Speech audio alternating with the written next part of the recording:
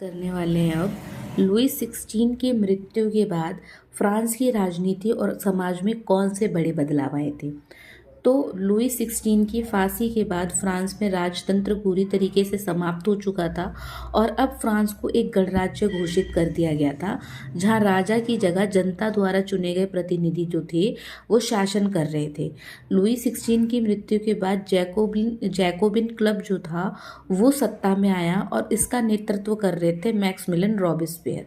और ये जो मैक्सिमिलियन रॉबेस्पियर थे वो एक बहुत ही पावरफुल नेता थे उस समय के, और उन्होंने उस टाइम पे बहुत सारी नीति जो थी उनको लाया। उन्होंने वहाँ पर जमींदारी प्रथा को पूरी तरीके से ख़त्म कर दिया, चर्च की संपत्ति को जब्त कर लिया, नई मुद्राएं लाई गई, नए कैलेंडर बनाए गए, नए कानून बनाए गए, महिलाओं और गरीबों की स्थिति में कुछ सुधार करवाने की भी कोशिश की गई।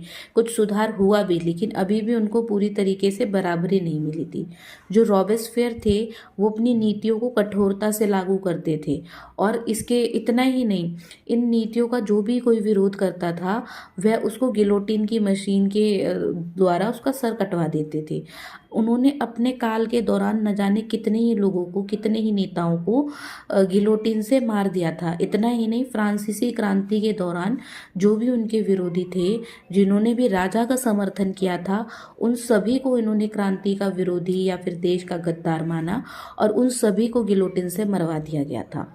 इसी कारण से जैकोबिन का ये जो शासन काल था इसे रीजन ऑफ टेरर यानी कि आतंक का शासन या फिर भय का शासन कहा जाता था, जहाँ पर लोग जो थे वो रॉबेस्पियर से बहुत ज़्यादा डरते थे, क्योंकि वो किसी को भी नहीं समझते थे। वो सिर्फ और सिर्फ अपने उसमें चलते थे और जो भी उनका विरोध करता था उनको वो मरवा दिया करते थे। ऐसा माना जाता है कि लगभग 16,000 से ज़्यादा लोगों को उन्होंने गिलोटिन पर चढ़ाया था। उन्होंने जनता की आज़ादियों पर भी कई पाबंद लगा दिए